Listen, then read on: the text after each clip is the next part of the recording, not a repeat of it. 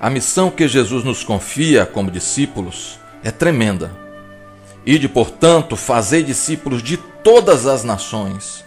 É uma alta e sublime tarefa ser seus colaboradores para resgatar homens e mulheres da morte e das trevas e conduzi-los ao seu reino de amor.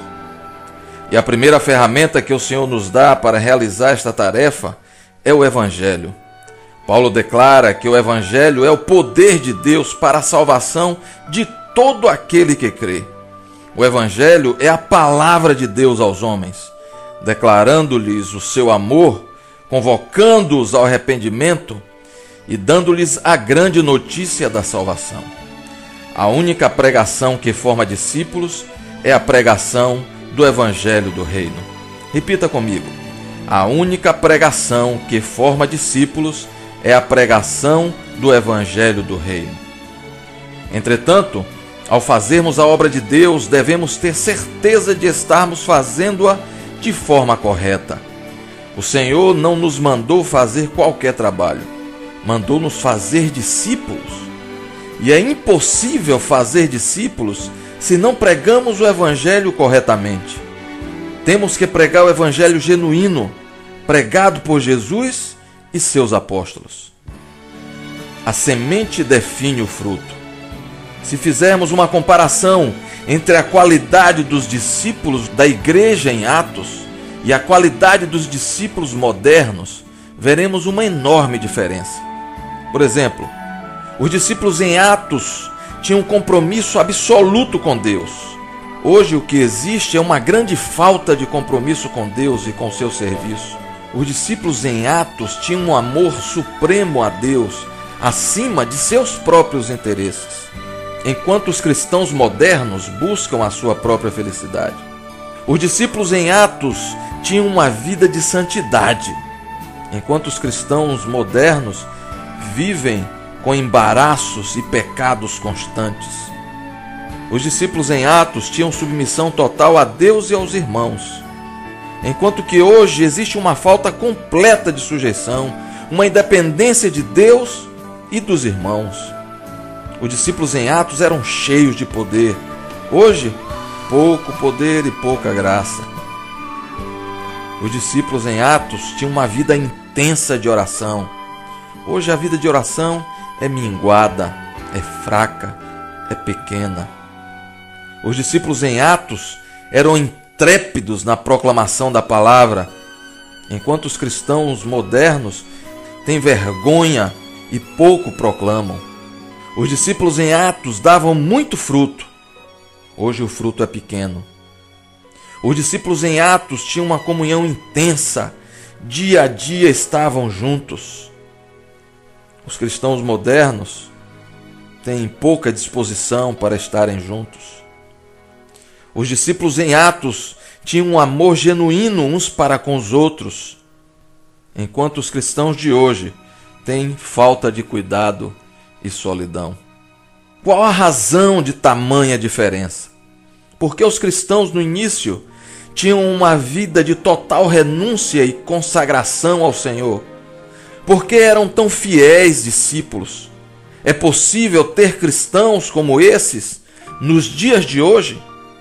A resposta para estas perguntas está na base da conversão daqueles discípulos. A base da conversão daqueles homens e mulheres estava no Evangelho que eles ouviram. A igreja de Atos é fruto do Evangelho pregado por Jesus e pelos apóstolos. Repitam comigo: a igreja de Atos é fruto do Evangelho pregado por Jesus e pelos apóstolos. Uma semente boa produz um bom fruto, uma semente ruim produz um fruto ruim. Repitam comigo: uma semente boa produz um bom fruto, uma semente ruim produz um fruto ruim. Aqui vamos encontrar um princípio absoluto. Uma semente boa produz um fruto bom, uma semente ruim produz um fruto ruim. Este princípio é válido tanto para a agricultura como para a vida espiritual. O que é a semente? Vamos ler Mateus 13, 3 a 9 e os versículos 18 e 19.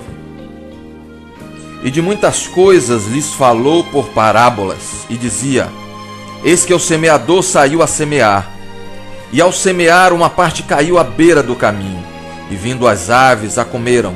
Outra parte caiu em solo rochoso, onde a terra era pouca e logo nasceu, visto não ser profunda a terra. Saindo, porém, o sol a queimou, e porque não tinha raiz, secou-se. Outra caiu entre os espinhos, e os espinhos cresceram e a sufocaram.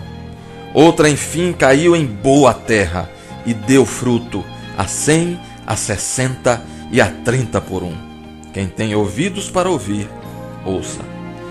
Versículos 18 e 19. Atendei vós, pois, a parábola do semeador. A todos os que ouvem a palavra do reino e não a compreendem, vem o maligno e arrebata o que lhe foi semeado no coração. Este é o que foi semeado à beira do caminho. Nesta parábola, Jesus fala de um semeador, fala de uma semente e fala de 4 tipos de solo. Não vamos estudar aqui toda a parábola, mas apenas observar o tipo da semente que foi semeada em todos os tipos de solo.